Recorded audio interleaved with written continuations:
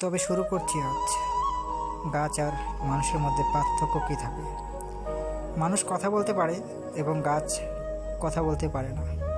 যেমন জীবনে 5 জনকে বেছে নিন, চারজনকে ছেড়ে দিন, একজনকে বেছে নিন নিজের। বাদ বাকি 4 জন যে থাকবে আপনার প্রয়োজনে, আর একজন সে থাকবে সত্যিকারের প্রিয় মানুষ।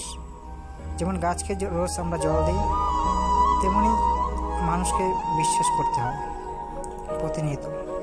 গাছকে যেমন জল দিয়ে আমরা বড় করি, ডালপাল পোশাকা বের হয়, তেমনি মানুষকে ভালো যত বাসবেন তত আপনাকে বিশ্বাস করবে।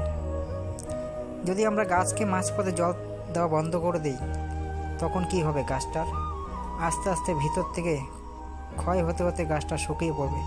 তেমনি মানুষের মন, আপনি মাঝপথে কথা বলা বন্ধ করে দিন, তাকে একটু সময় না দিন, সে তখন কি হবে? আস্তে আস্তে ভিতর থেকে ক্ষয় হতে হতে শুকিয়ে যাবে তার জীবনটাও। তাই দুটো জিনিসই আমাদের মধ্যে আছে, মানুষ এবং গাছ।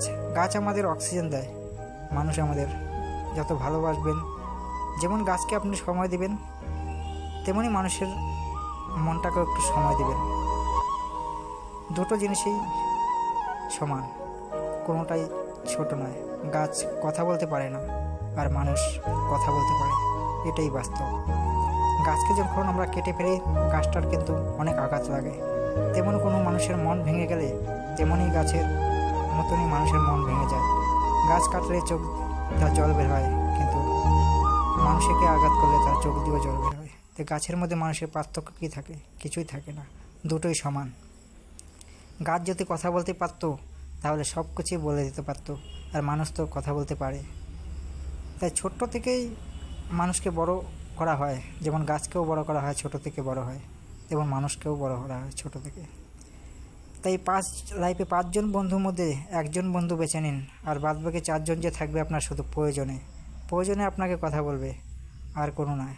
আপনি বিপদে পড়ুন, ওই 4 বন্ধু আপনার পাশে থাকবে কি না গ্যারান্টি নেই, কিন্তু যেই বন্ধুটা একজন রয়েছে বিশ্বাস করে, সেই বন্ধুটাই আপনার কাছে সবসময় প্রতিনিয়ত সময় দেবে। যেই প্রিয় মানুষটা প্রতিনিয়ত সব সময়ের জন্য আপনার একটি ফোনের অপেক্ষা করে বসে থাকে,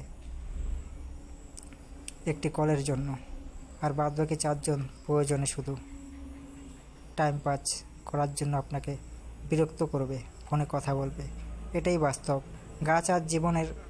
গাছের যেমন জীবন আছে, মানুষেরও একটা জীবন আছে। তাই সবসময় প্রতিনিয়তভাবে দুটোকেই সমান চোখে দেখবেন, গাছ এবং মানুষ। মানুষের মন ভাঙলে বোঝা যায় না, কিন্তু গাছের মন ভাঙলে বোঝা যায়। গাছ শুকিয়ে পড়ে আর মানুষ আস্তে আস্তে শুকিয়ে যায়। নমস্কার, ভালো লাগলে শেয়ার করবেন, যদিও কারোর সাথে মিলে যায় কথাটি।